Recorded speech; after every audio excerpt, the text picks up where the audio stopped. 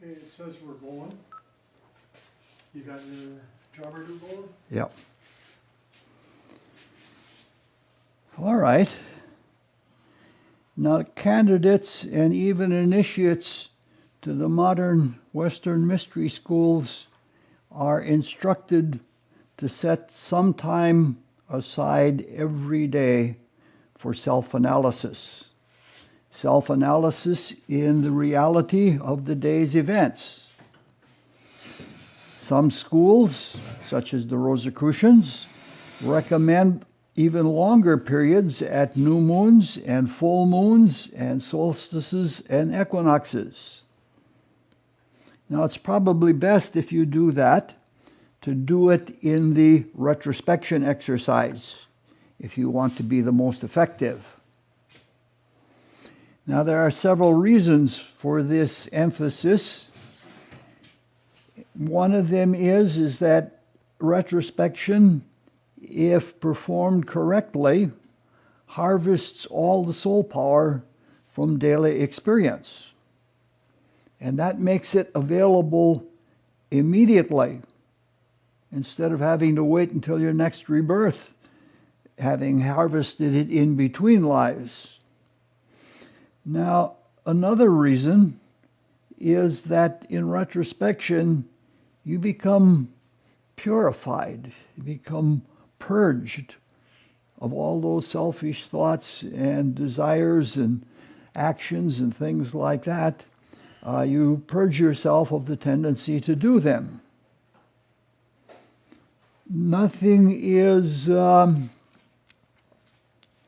more tragic than to see someone to try to unfold latent spiritual powers without moral self-development.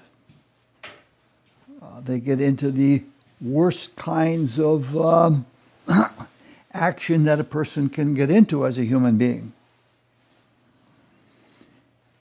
And yet another reason for doing this retrospectively is that it helps to cultivate a good sense of judgment, which is all important in what one does in every phase of life. Now, it's been more than a month since the last time we met. And in that break, I have had ample time to review what we have done in recent meetings.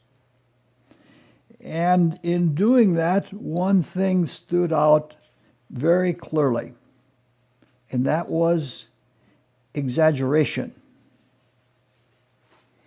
Now, exaggeration can be a psychological problem, but it is also a rhetorical problem, especially in speech. You even find it in great speakers like Rudolf Steiner, who probably gave at least 10 times as many the number of talks that I have done in my life. You don't find the same accentuation or emphasis or exaggerations in the writings of Rudolf Steiner. Talks are live and they're actively ongoing. And one tries to share truth in a spontaneous way with a live group of people. Only these days it's more with a camera that I'm sharing it. So you have to, when you do that, you have to speak with emphasis, because you don't have the time that you can take to say something with precise exactitude. So you have to state something and you have to make the case pretty strongly. There is that old maxim that says, if the trumpet sounds an uncertain note, who shall come to battle? Very good old maxim to live by if you're a speaker. Now, Steiner does a marvelous job of emphasizing without distortion. nonetheless, if you read one of his talks or even a series of his talks, you might get an idea that the points that he's making are more important than they really are. Whereas if you take one talk or one series of talks and look at it relative to the whole body of his work and what is of relative significance in the evolutionary creation, then you can see that some kind of adjustment has to be made. I'm not Rudolf Steiner, and I'm nowhere near comparable. So, for me, I have to review and correct because I don't want to mislead, even with rhetorical emphasis. Misleading is a very serious thing in truth-seeking. Now, even though I state things with a lot of emphasis, these talks are not meant to be authoritative.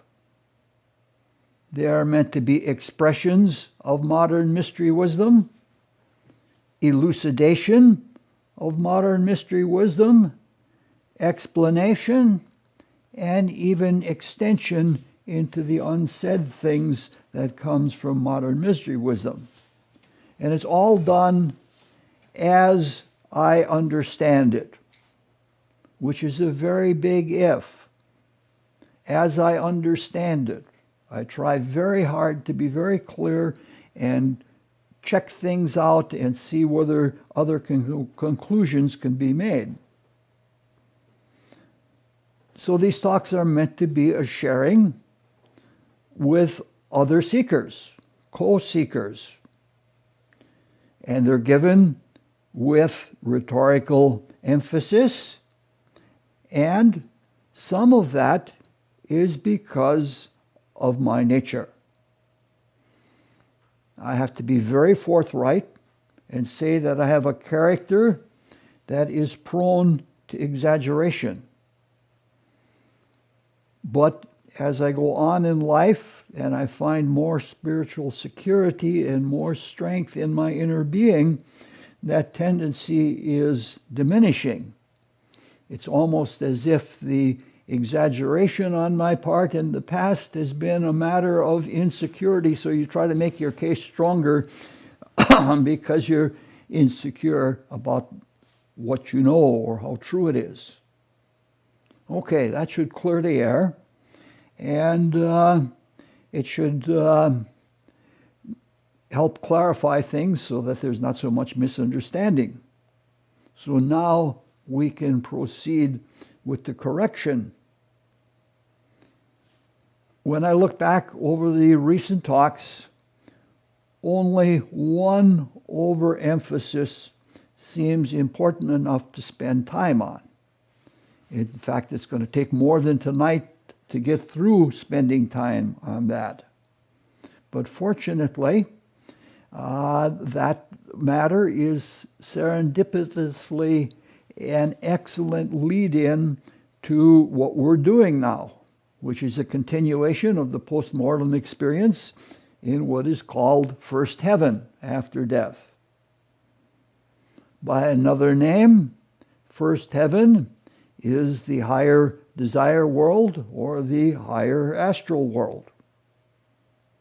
It is heavenly in that all the desires and emotions there are free from the disintegrating quality of repulsion. So it's a place we can experience and re-experience all the loving and giving emotions and desires without all the things that come from selfishness.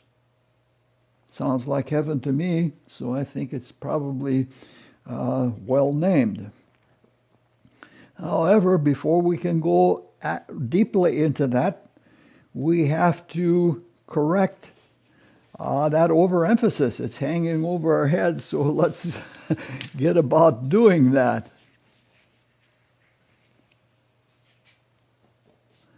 The rhetorical emphasis and perhaps the personal overemphasis is about relative free will and the ability for us to express it at all stages of the life cycle, the cycle of rebirth.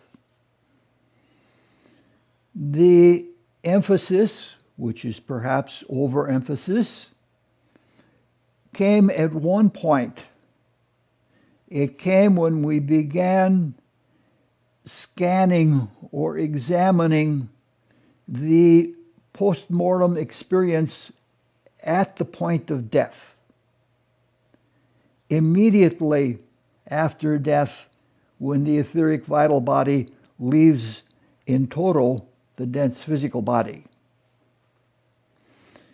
The thing that was stressed at that time was that in that post-mortem panorama, the review was avolitional. We didn't have any choice. Whereas if we review in our lives, while we're incarnated, while we're in our dense bodies, such as in reminiscence or in retrospection, it is pretty much volitional. Now, in the first place, it's all relative as to how much free will we have when we're living here in the dense physical body. It probably isn't as much as we in our conceit think it is. It's not an easy matter to understand. It is all about free will vis-a-vis waking consciousness. Modern mystics claim that will and consciousness are interrelated. This is jumping, and this is sitting solid. What? Your picture jumps back and forth. What's online? I don't know why. Okay. That may be.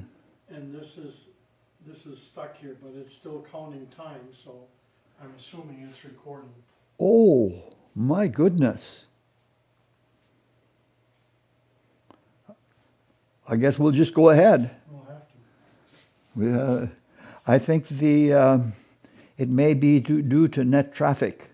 I suspect a lot of people are snowed in and are on the net, and the refreshing of the frames that we're delivering out to the internet is probably jerky because we can't put it out smoothly.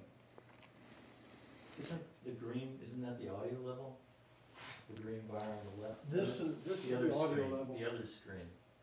The other screen. Yeah. The screen, this is the audio level, and I'm That's saying, pink, so And you can't control that from the mixer, huh? I don't want to take it down and go back up. there should be an audio level.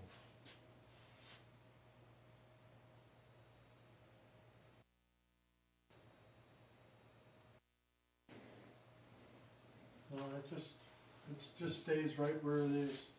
It worked for 5 minutes, Oh, and then it just. and then it just hung. Huh, all right. It's not easy to understand relative will and relative consciousness. So it is the two face to face with each other, free will and consciousness. Now, modern mystics claim that will and consciousness are closely interrelated. The idea is that the dense physical body is a reflective, projection of the divine spirit. The divine spirit, which is the deepest part of our evolving spiritual being. At least we as human beings. The divine spirit is the source of our will. And it is our relationship with the divine spirit in ourself is the state of will in us. So this has a complementary relationship with the concrete counterpart. Now, stated in simple, very simple, the dense physical body, which is the reflective projection, has the function of resistance. It takes a lot to lug the body around and even to hold it together. Through that struggle against the resistance of this world and our vehicle in this world is where we wake up consciousness. Most of our experience of the external dense physical world, that is the chemicals, is a response to external stimuli.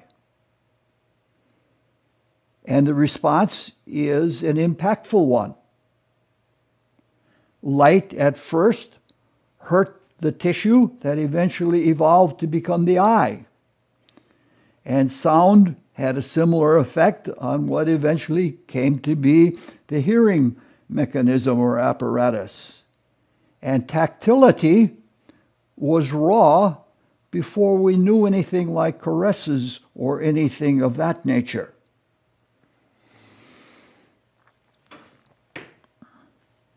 On the microcosmic level, the painful stimuli are still present. If we get way down to the rods and the cones in the eye, they are still, in a way, painfully stimulated. Now, in all of this, going along with the development of the physical capacity to relate to the external world as sensitively as we can with the sense mechanism, we've developed a sophisticated interpretation and receptivity. The nervous system of sensation is extremely sophisticated. So part of our life here in this world is a struggle with these painful experiences. And the product of all interactive vehicular experience is called soul substance. A substance that is somewhere between matter and spirit. It is spirit, you might say food for the spirit, or you might say it is awakening the spirit. It's a state in between. Now, the particular product between the chemical region of the dense physical world, that soul material is called conscious soul, though some schools call it consciousness soul. And the word means just what it says. To the degree that we have applied the will of the divine spirit to experience in and through the dense physical body, to that degree we are conscious. So we are, in fact, awakened through impactful interactions in our dense physical body. So we can see that the will to be and the consciousness in being are linked together through the dense physical body and the conscious soul. Now, one of the upshots of this is that it is only here in this world and in this body that we can develop the stuff for basic new consciousness. Now, it's not going to always be that way. Eventually, we'll evolve to the point that we can develop consciousness in other ways or in other places, but that's the way it is right now. We're just very beginners at this. So, application of this means that life here is all the more precious. Even going out on the cold, frigid night like tonight, we know that we are consciously alive. And for all of you that stayed home and didn't go out, just think you're going to be missing you're going to be missing the conscious soul that you could have developed. Now, will in the divine spirit does not function alone. The divine spirit is part of a bonded threefold spirit. It's bonded together with the life spirit and the human spirit. And the focus of that threefold spirit is called the self by some, the spiritual ego by others, and all sorts of other names. So when the divine spirit expresses will, it does through the self, which is where self-consciousness comes in. It is through the separation of our bodies and the willful actions in them that we become aware of our selfhood, which is spiritual, and it's not the body, but it is in that activity. So we have self-conscious will. Now, because of changes in the expression between the three attributes of the Spirit, we're shifting back and forth between those three attributes, and because all of our vehicles of consciousness have resistance, and because of a lot of other factors, which are too many to go into, our expression of will in the physical body is to some degree variable. It's probably more constant than fluctuant because of all of the willpower or the soul power that we developed in previous rebirths. But nonetheless, will and waking consciousness are much more tenuous than we would like to believe. This is something that we can see in ourselves. Our consciousness is not constant. It's not the same all of the time, every day. We can go to sleep and lose it. Sometimes it is of a different character, like sometimes it's more emotional, or sometimes it's more active. And it also varies in quality. Sometimes we have more waking consciousness than at other times. Sometimes it's as if we are in a malaise of some kind or another. I can remember times in my life when I have read a whole page out of a book to reach the end of the page and realize that I wasn't aware of anything that I had read. I was just going over the words mechanically.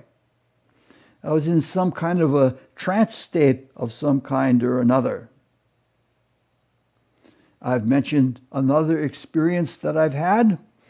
I was in a restaurant once in Chicago with a person who was a musical arranger, an expert or an authority in jazz big band arranging. And in the restaurant, there was music playing in the background, and it was jazz music. And then he started talking from across the table, and he started telling me all of the values of the music. And I never realized that those things were there. I suddenly became more conscious. I didn't maintain that, but it was clearly a matter that I was more conscious of hearing than I had ever been before in my life. Now, being in this kind of a malaise or semi-trance state or just plain numbness, it's not rare. it happens to most people. I'd say almost everyone. And some people seem to go through life unaware and not completely awake. Dostoevsky has a character in Crime and Punishment. I'm not sure. I think it's Shridrigalov. I'm not certain.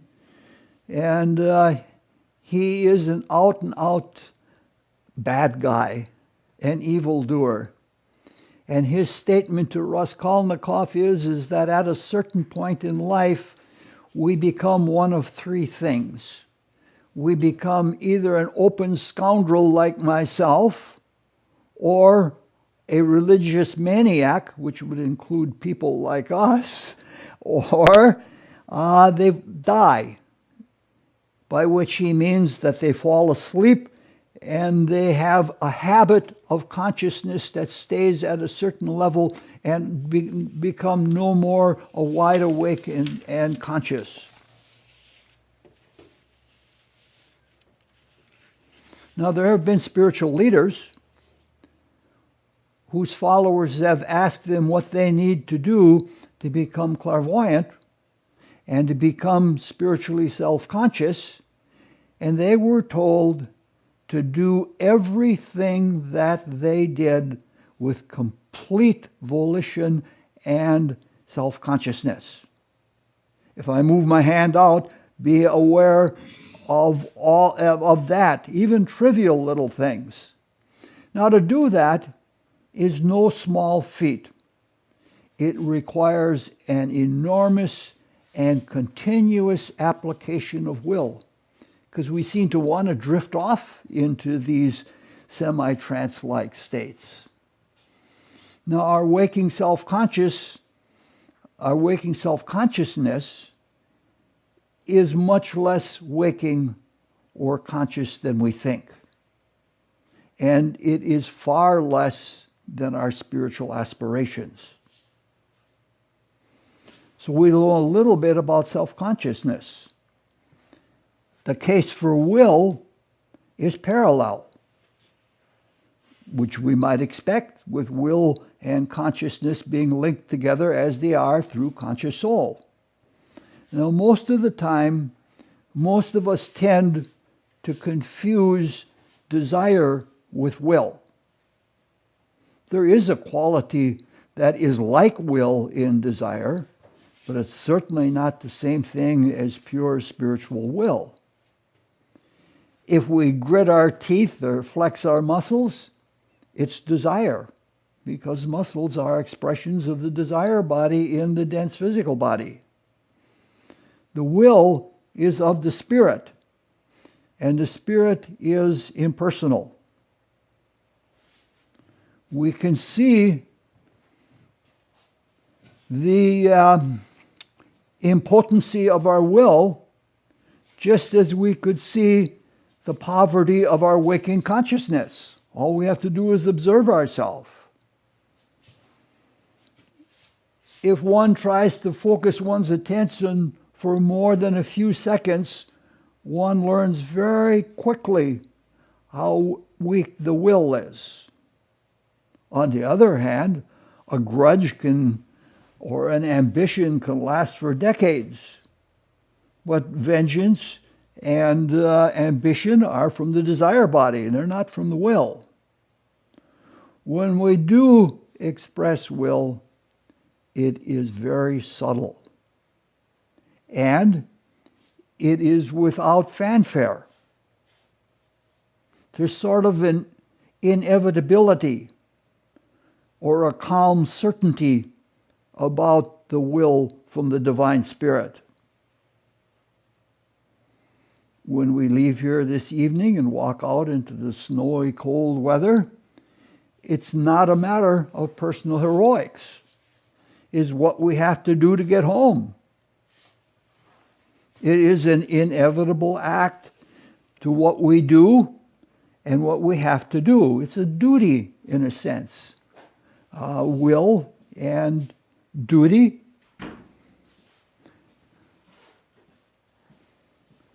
work together.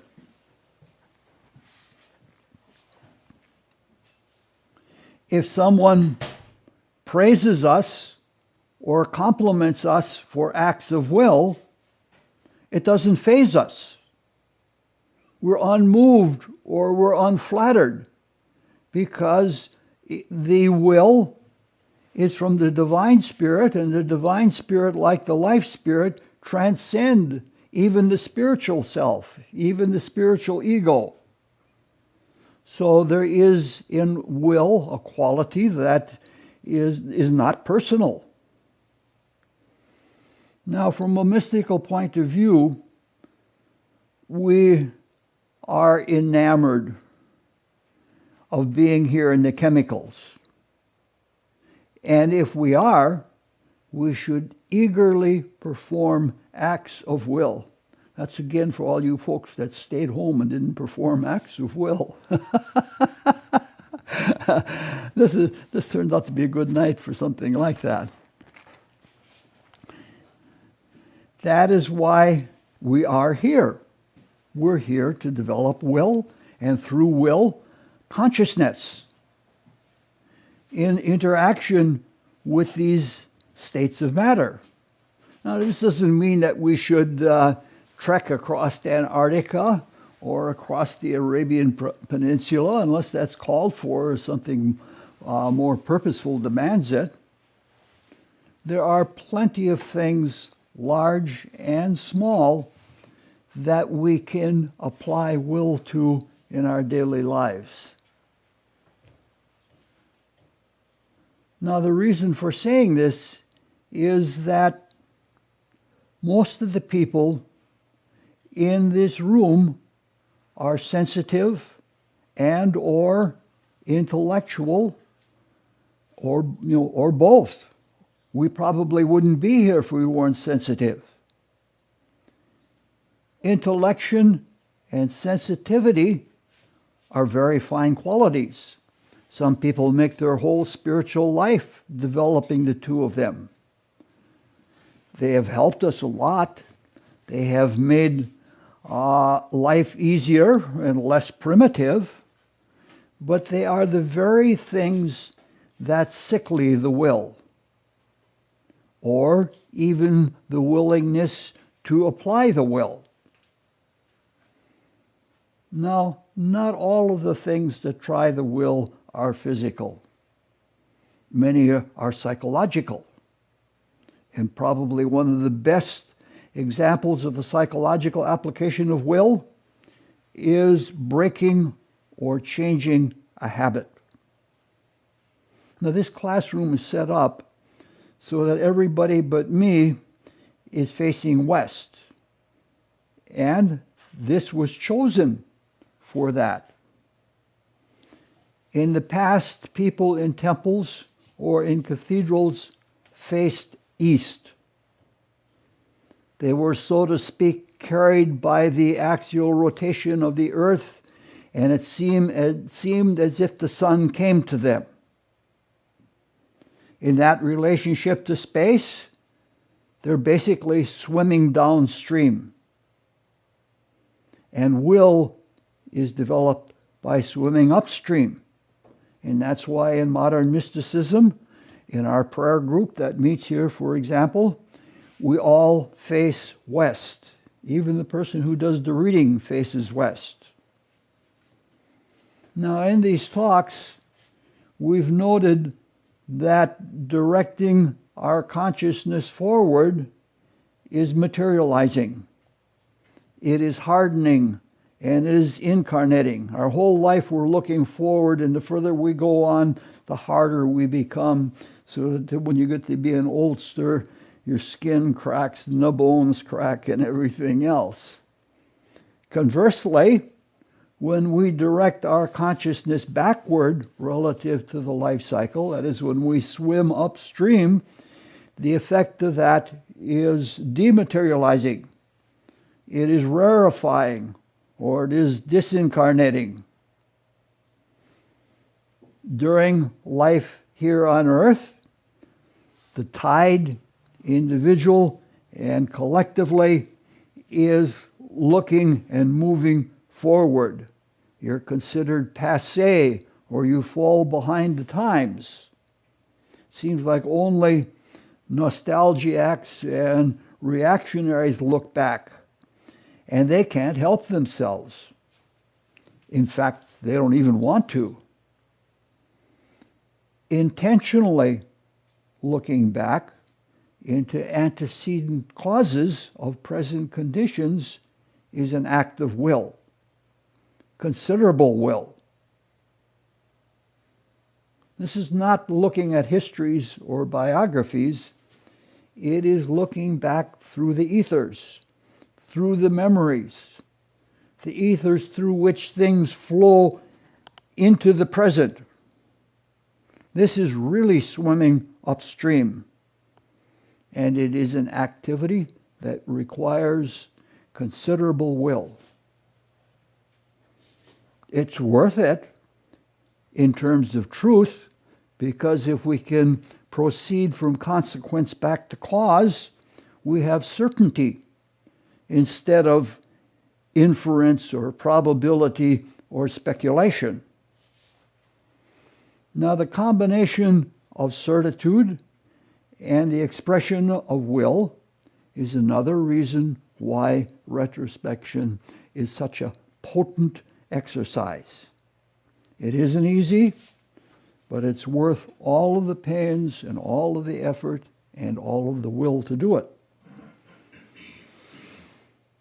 I can speak from personal experience that in my life, of the different spiritual exercises that I have tried and sustained, retrospection is by far the most potent. I'm in the autumn of my life now, I guess you could say. That's when you look back and see how you did. And in doing that, one of the regrets that I have is that I didn't put more into retrospection, because my spiritual ability to help people and the ongoing progress of the world would have been considerably more if I had taken extreme efforts to do the retrospection. So, we have worked our way back to the point that we've spent an enormous amount of time on. Ironically, we're back at the moment of death, and we're doing that in order to correct the misemphasis on the avolitional quality of the unfolding memories from the life just finished.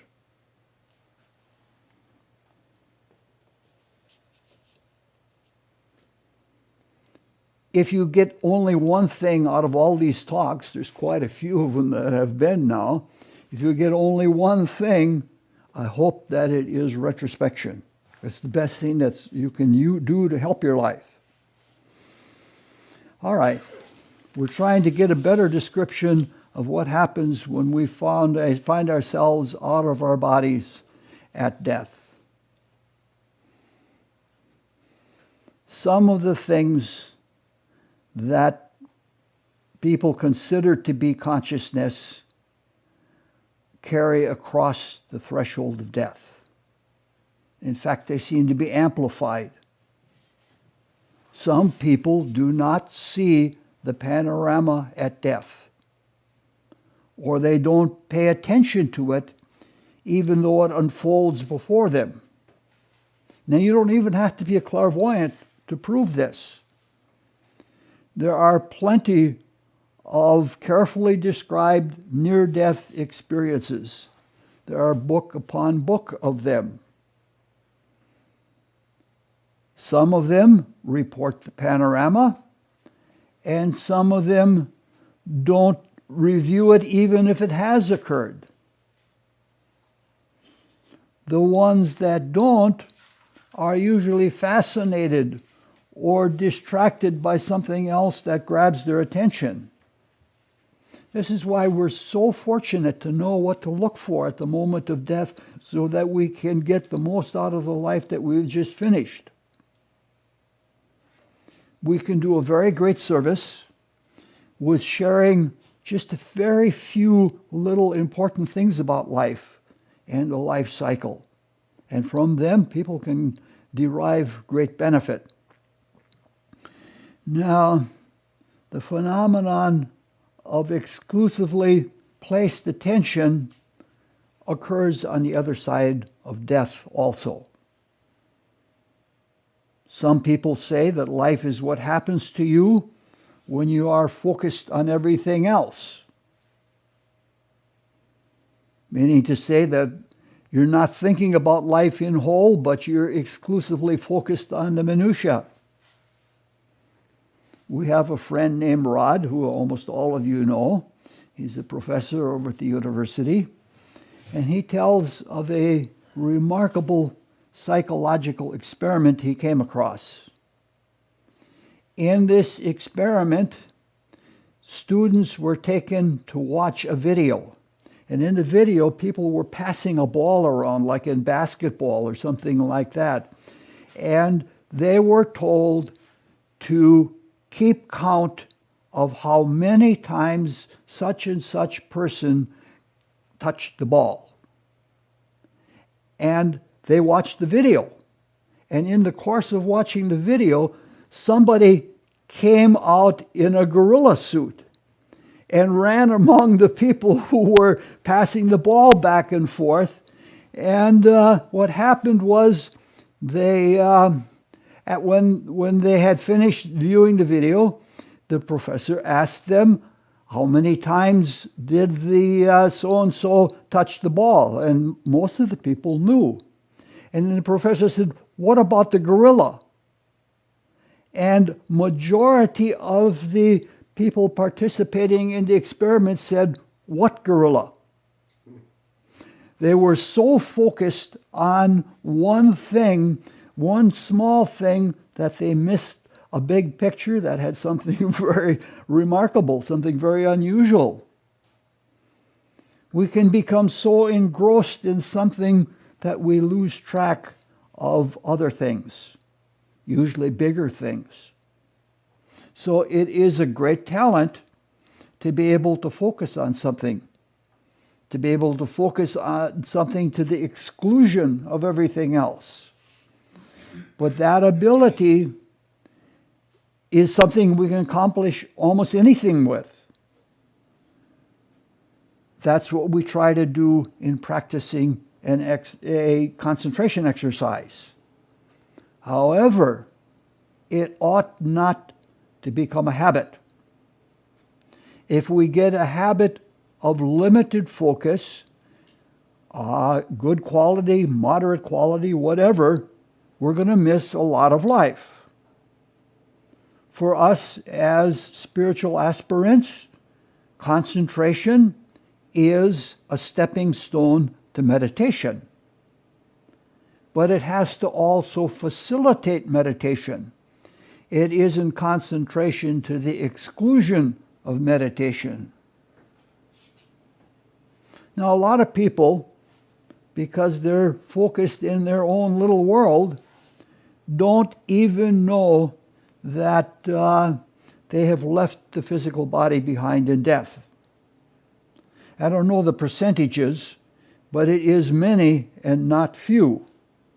Now, I don't often try to appeal to authority, but most of the clairvoyants that I have read that I think have something worthwhile, that include Swedenborg and Steiner and Daskalos and Heindel and a few theosophists such as Ledbetter, all claim the same thing. That people end up on the other side and they don't know that they're dead or that their physical bodies are dead. The question is, how can this happen? How can we be unaware of what's going on so much and when we're in a world that's much simpler than this one, how can that happen? And the answer is, it is a carryover of habitual consciousness, or what we think is consciousness, here in this world. We become creatures of habit.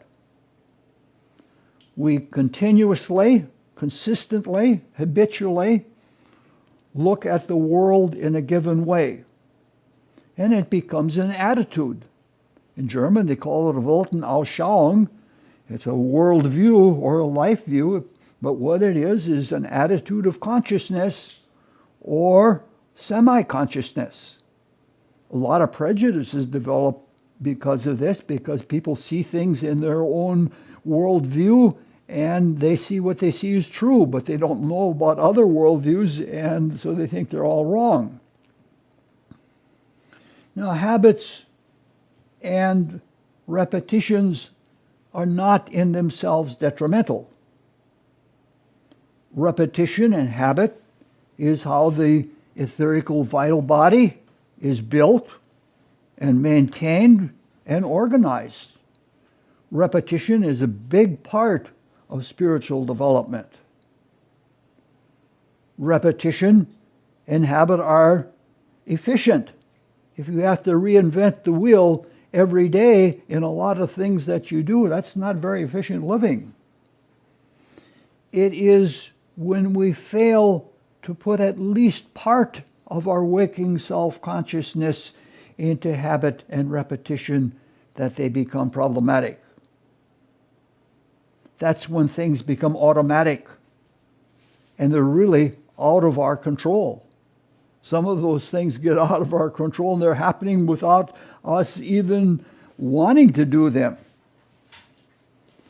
Now, one of the best uses of repetition and habit relative to self-consciousness is with a concert pianist. The concert pianist learns a new piece by reading the music, and he or she plays it over again and again, and eventually the neuromuscular connections are developed and they can play the passages that they couldn't earlier, and eventually they can play the whole thing from memory. But that's only the beginning, because when it is a habit like that, that's not good piano playing. That is when the interpretation comes in. So there has to be the self-conscious interpretation that is put into the habitual function for something of value to be communicated. If it were only to remain habit, it wouldn't be good music. It would be insipid. Now, if one is in a more etheric state of consciousness, one is in almost a trance-like state. Whether they're dead or alive, there's a trance-like state that they get in. One is not completely awake. And to us who are seeking, and we're seeking a higher consciousness, this should be alarming. I've had a lot of battles with this. There were times when I had extremely bad habits. I used to eat enormous amounts of sweets, especially chocolate. And what would happen is that the lower nature in the desire body would suggest an indulgence. And it would do it in such a way that it came, that's like it's a creative idea. Hey, that's a good thing. Why don't I do that? And it's very good at mimicking the spirit. When one once grabs onto that impulse, then the habit mechanism takes over. And it's almost as if you're eating without even knowing you're eating. You're putting the stuff in your mouth and you're not enjoying it all. The desire body is reveling in having fulfilled its desire. The desire body in the lower nature loves to revel. The more intense and extreme the desire, the better it feels. Now, habit is of the etheric body, but there's something parallel that's in the desire body. Once you express a desire, it's easier to do it again. And when you start expressing and re-expressing a desire, each time you do so, you produce a little tiny desire elemental. And that desire elemental if they're all of a common type, they become an entity, and that it becomes very controlling. It's very, very strong. And with desire, there's no limits. With the physical body, there's only so much food you can eat without bursting your intestines. There was a man in Rome once that in those lavish feasts they used to have ate 32 pounds of figs, and he died, of course. But that's how it is. So these are syndromes. And we have a lot of these syndromes. We have our routines with people that we love, that you're married to someone and you have your routine that goes back and forth. It's a shorthand and you can communicate a lot, but sometimes you lose the authenticity that comes from spontaneous creation in relationships. In order to change these things, it requires will. And one must be self-consciously alert to continuously be ready to assert the will for where habits and desire syndromes have taken over. Now, this activity is not limited to petty vices and petty habits. It is in one's outlook on life in general. We develop fantasies about how we think life is or how we would like it to be. We then carry these fantasies with us into the desire world after we die. Now, in the physical world, at least there are more interruptions. There are not so many interruptions in the desire world, and with that modicum of pseudo-will or will past that is in the desire syndrome, it can perpetuate itself for a long time. You can live in a fantasy that goes on and on and on. And in the inner worlds, there are no fantasy police. There are no people to take care of us. There are a few invisible helpers, but relative to the work that needs to be done, there are very few. I believe it was Swedenborg who describes an instance where he was in the desire world, out of his body, and he met someone that he knew to be dead from this world. It was a woman who was living in a little cottage as she always wished to live in a little cottage. Wishes and fantasies run very close with each other. Everything she wanted was hers at a thought. And she never questioned how things came to be as a result of her thought. It was just nice. Swedenborg addresses her, and he tries to convince her that she's dead. And she said, "You're crazy." She didn't believe him at all. And it's like Mark Twain says, it's easier to fool a man than it is to convince him that he's been fooled. Eventually, he did convince her to try an experiment with imagination and imagine that some things weren't there. And they weren't. There was a shock to her, but not all shocks are bad. She was able to recover from it, and then she could get on with her work in the cycle of rebirth without perpetuating a conscious fantasy like that. Now, this is not an isolated case. The lower desire world is filled with things like that. There are people that love to gamble and fight and things like that, and they are perpetually in card games with cheating and fighting and they just do it over and over again. That's all they know, and that's all they like, and that's all they care about. And Max Heindel describes a situation where he's in a church listening to a sermon by somebody, and in the desire world, this table with 4 card players floats by in the desire world as the sermon is going on. Now, these fantasy existences are not true expressions of will, or they're not spontaneous or live expressions. They're sort of like accumulations through the will expressed in desires and thoughts past.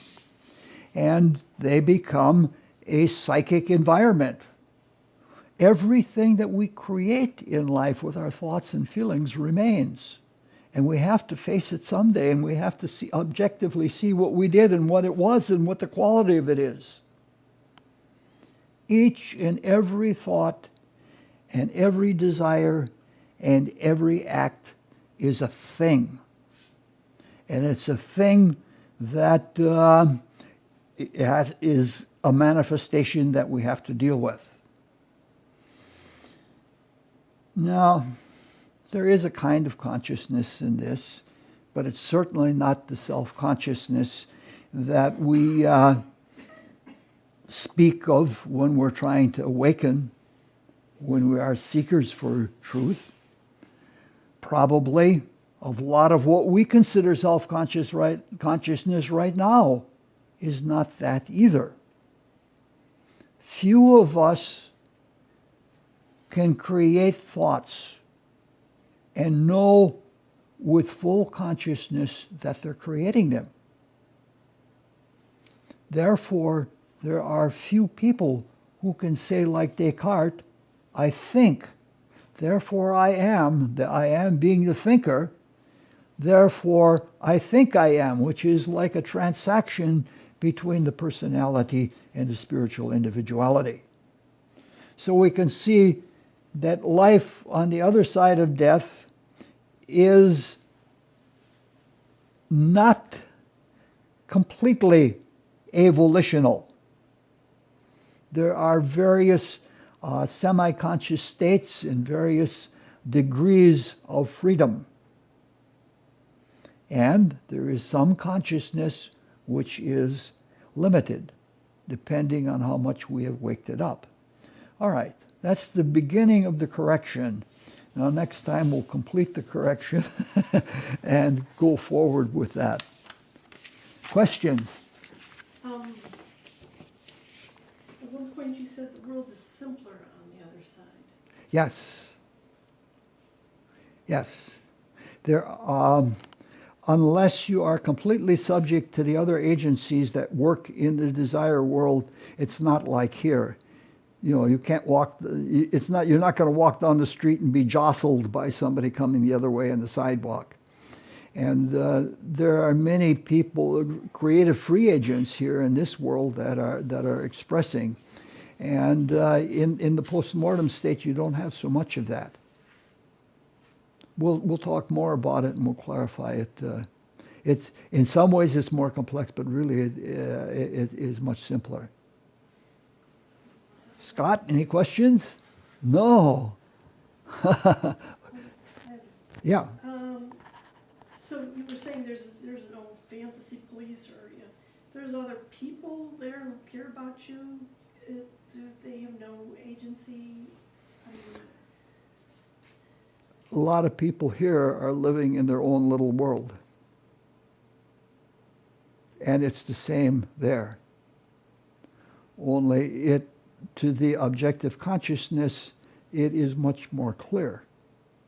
Like if you were awake enough to leave your body in full consciousness, you could see who was living in their own little world or not.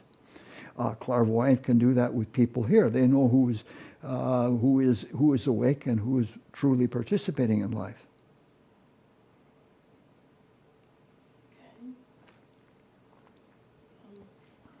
okay.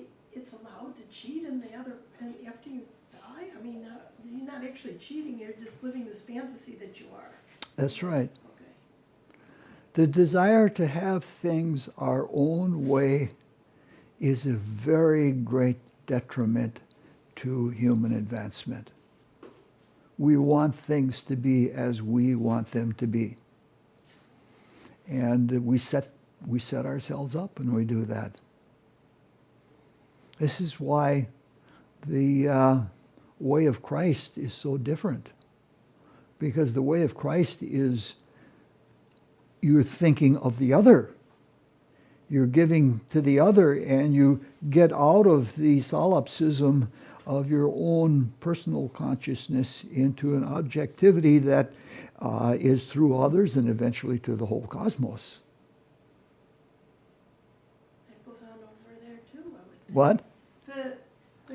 There are those living in a Christian way Yes. over there too.